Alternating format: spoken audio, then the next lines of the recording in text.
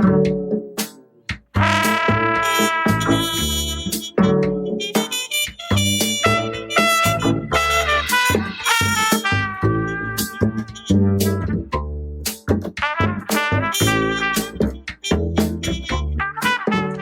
amigos de Wine News TV Puerto Rico, estoy aquí en la Cava de Serrayes con el señor Eric Bates de Dr. Konstatin Frank, Dr. Frank Wines, right? What's the exact name of the winery? Dr. Konstatin Frank Winery. All right, these are wines made in the Finger Lakes region in New York. As you know, New York and Puerto Rico, it's like brothers, right? It's Yes, it's hermanos. strong bond. And these wines have just made their inaugural, if you will. They've just been introduced to society, and they're amazing. I had the chance to participate at an event yesterday at the office of the New York the office of New York State Commercial Office in Puerto Rico, right? Yeah, where it promotes trade between New York and The Puerto two Rico. jurisdictions, New York and Puerto Rico. All right, good to have you here, man. Thank you so First much. time in PR, right? Yes, first time. You're liking it so far? It's beautiful. I love it. I love it. It's been, the people are wonderful, and there's such a, it's interesting. My first time, I speak a little Spanish, but the people speak both Spanish and English here, Spanglish, if you will. Yeah, And totally. That's our mother tongue, Spanglish. And the people are super friendly. The food's been great. The weather's been great. It's been awesome. It's a little hot. All right, tell me about Dr. Konstatin Frank Winery. I read about the fact that now it's fourth or fifth generation carrying the helm of the winery. Yes. So a quick history. Yeah. Dr. Frank immigrated to the United States from Ukraine. He arrived in this country in 1951 at the end of World War II. It took him a while to make his way over. And he's credited historically with being the first person to successfully cultivate vinifera east of the Mississippi River. Oh, okay. And people didn't understand phylloxera and its effect on vinifera, phylloxera, the microscopic louse. He did. And so he successfully was able to propagate vinifera, and our oldest vineyards go back to 1958. Oh, okay. Now, fast forward, I work for his grandson. Fred Frank is our president, and his great-granddaughter, Megan. Megan, yeah, I was seeing the brochure yesterday, and it's amazing. And it's still family-owned, fully family-owned. Family-owned, family-run, still small. In the world of wine, we're a fairly small winery. But I've been reading about wine for the better part of the last 20 years. You guys have always gotten very good reviews, very good press. For some reason, I thought Dr. Frank was of German background because of Riesling, and then Doctor is sir. It's like señor, right? Yes. In German. Well, but that doctor, so he technically was he a medical doctor? No, he was not a medical doctor. He received a PhD from the University of Odessa in the early 1900s. So he was a. I was totally, because I told my wife yesterday before getting to the event, these are amazing wines made by a German immigrant. And you think Riesling, Germany, right? Well, but so it's interesting. So his heritage was German. Okay. So his family, generations before him, emigrated from Prussia to Ukraine, and that's when the czars of Russia and the leaders of Prussia were friends, and they went there for land. And so his whole village in Ukraine, their primary tongue was German. Okay, got it. So he was in fact the descendant of Germans in Ukraine. Yes. All right. How would you explain, and I hope everybody in Puerto Rico gets to try these wines because they're amazing.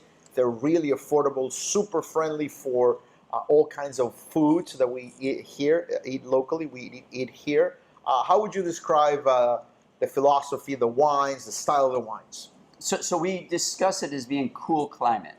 And obviously it's very cold in New York State. The only reason we can grow the wines where we are is because of the Finger Lakes themselves. They act the same as the rivers, the Rhine, the Mosel, in the old world. Yeah. So stylistically, we have higher acidity, lower alcohol.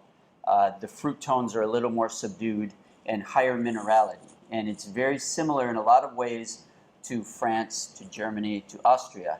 However, I feel like our style of wine is slightly more fruit forward. That's the American part of it, right? The yes. generosity. I love that. Yes, and I think it has to do with our winemaker as well, who is originally from California and has been with us for over 30 years.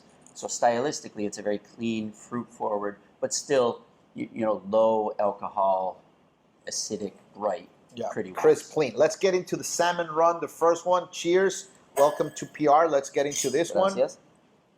Oh, love the stone fruit here on the nose.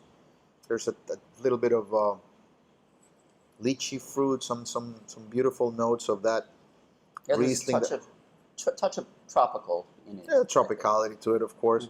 I just love Riesling.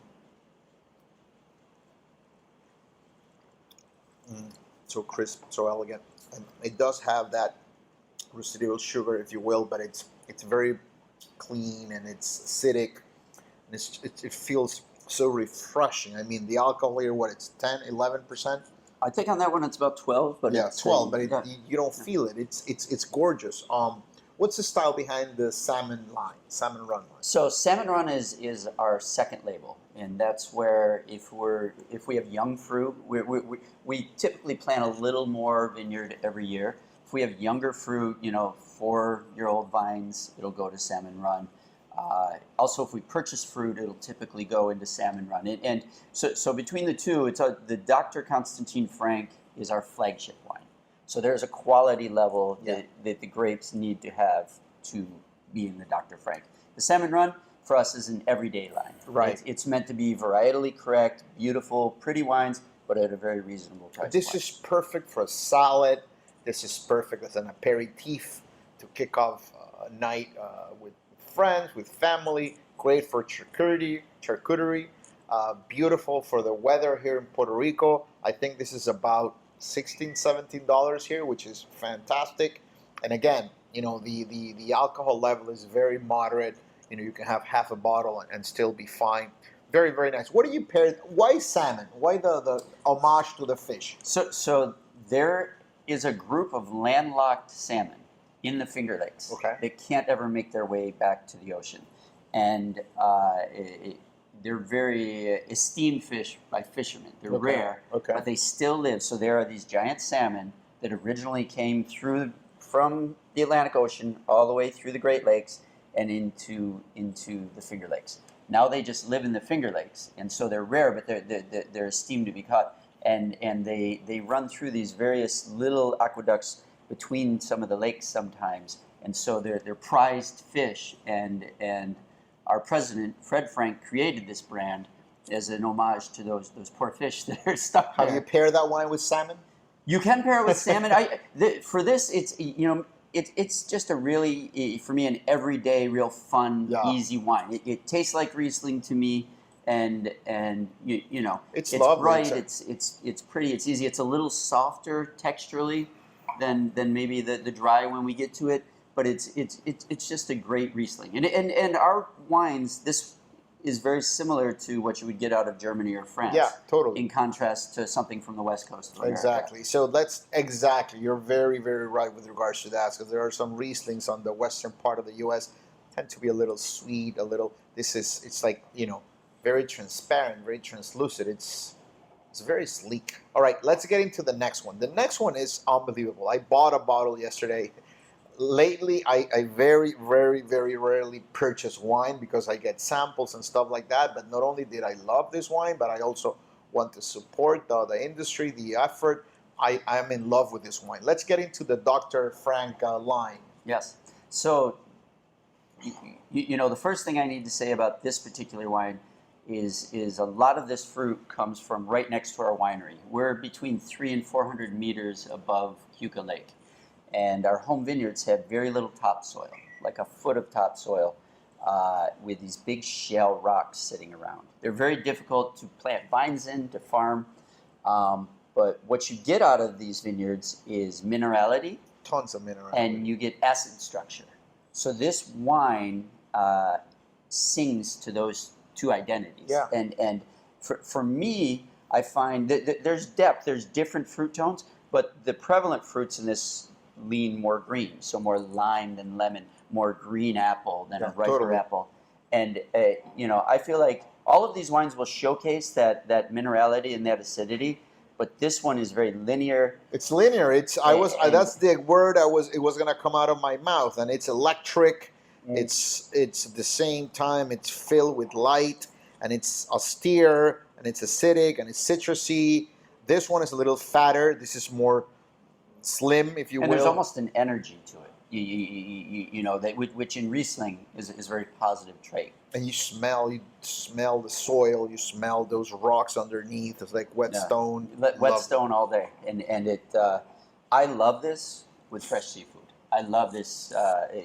You know, if you have this with oysters or just you know, fresh shrimp, any fresh seafood, it's almost like a squeeze of lime, and then that minerality on the background plays really well with the salinity and minerality. The salinity. I was gonna say that at the end, it's this drying effect of the minerality. It's like, you know, makes you want to go for a bite of food or for a second glass.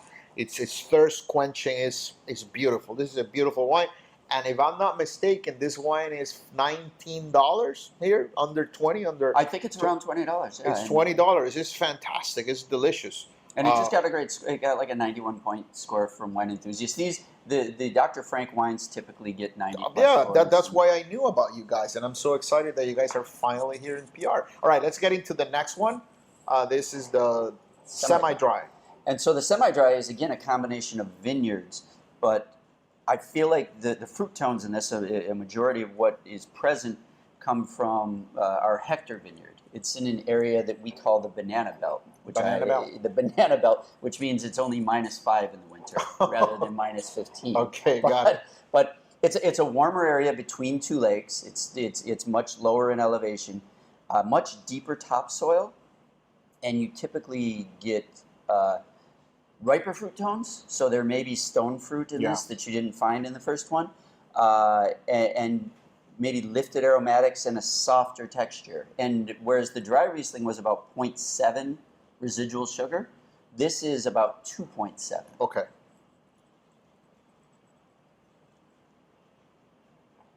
Again, there's this sort of commonality to the wines that they're so gracious on the palate. I mean, they make this entrance, which is so soft, and at the same time so elegant and mineral.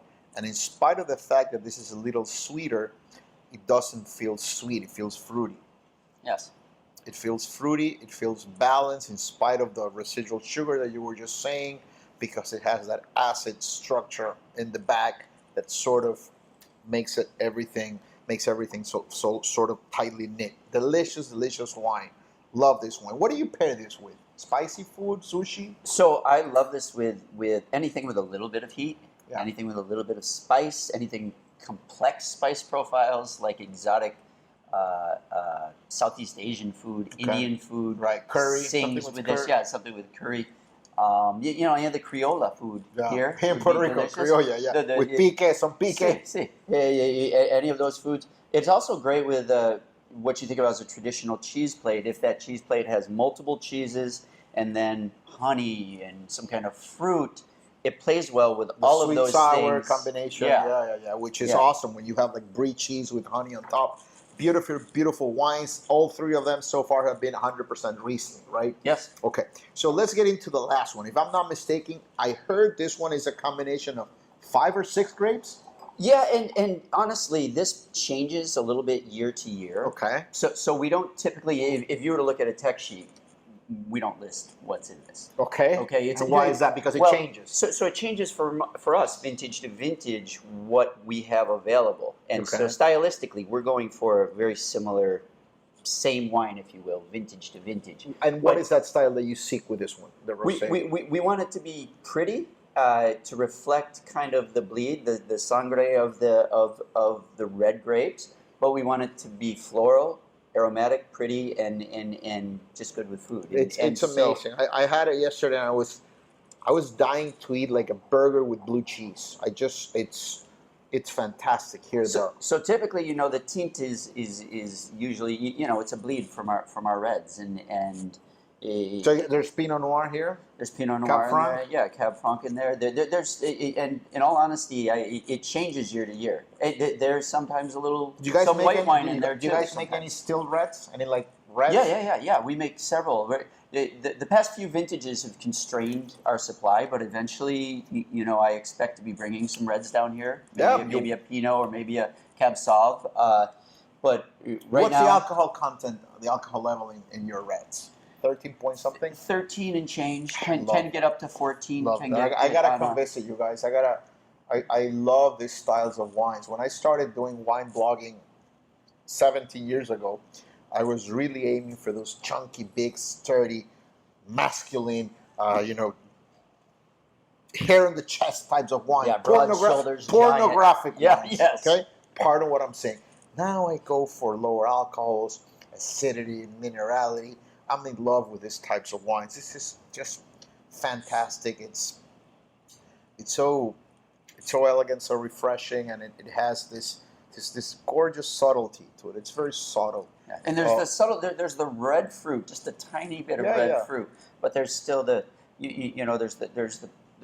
other fruit tones, the pretty fruit tones like stone fruit are there, but there's just a little bit of red fruit, and then that floral side that you expect in a good rosé, and it's very good. It's a bit of best of both worlds, right? You have the acidity of the whites, the lemony character, and then the herb, the red fruit from the red grape. This is amazing. How many countries are you guys in? Like, how many states out of the 50? We're in about 36 markets. I'll count this as my 37th market. Awesome.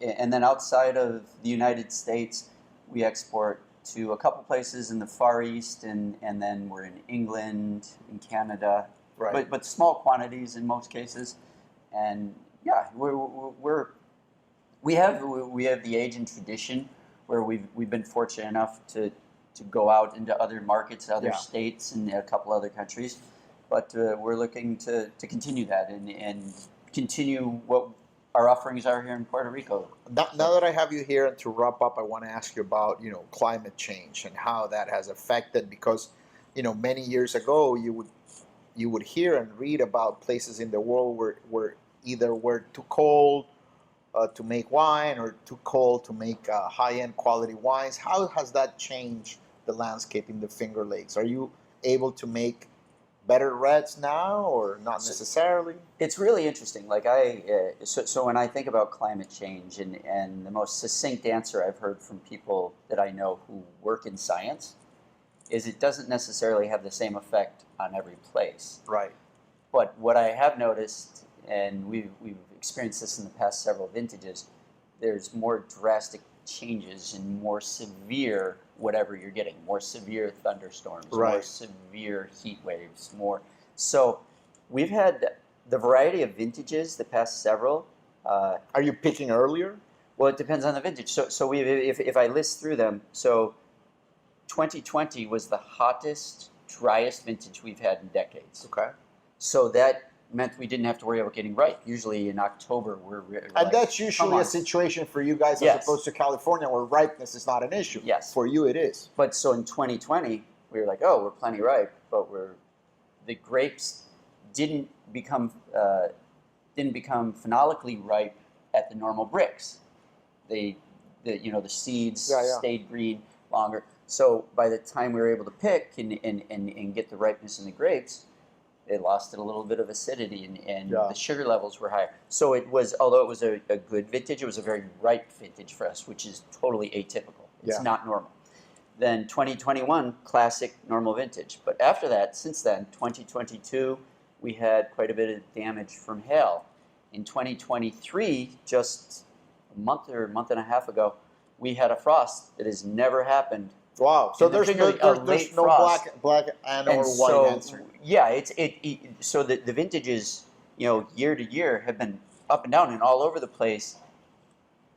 There's a joke, that goes around the Finger Lakes that we'll be a Cabernet producing region in like 20 years. Exactly. But we'll be the new Napa. But we haven't seen that consistently. Yeah, so I don't know what's going to happen to answer your question, but it's definitely. It's making things challenging because there's no consistency across vintages in what we get to do. Last question: what has been the reception like here in Puerto Rico? The people you've talked with, the public's perception of the wines. It's been wonderful. I feel like so it's my job to spread the gospel, if you will. Yeah. I go around the country. I talk to people, and Puerto Rico is very similar to going to a place like California. Nobody really knows what to expect. So I just asked them to taste the wines. I kind of put some ground rules or explanation about the way we make the wines, and then I asked them just to taste them. and they've been received very well. Multiple stops today, people are purchasing the wines. My big pitch is if you're buying wines from France, from Germany, Austria, try my wines. Yeah, sure. And if they're not good enough, then you can tell me to Yeah, beat and, it. and it's not a huge risk. I mean, they're under $20, all four of them. Thank you, Eric, so much. Thank This you, has Edwin. been great. Pleasure. Mi gente, busquen estos vinos, son una delicia del estado de Nueva York, nuestro estado hermano. Ninguno pasa de $20, se podría llevar los cuatro por menos de $80 aquí con la cava de Serrayés. Vinos deliciosos, vinos distintos, muy aromáticos, muy elegantes, muy gastronómicos y hechos por nuestros hermanos del estado de Nueva York que siempre han estado presentes para nosotros en Puerto Rico. Cheers, my friend. Thank you so much. Salud. Salud.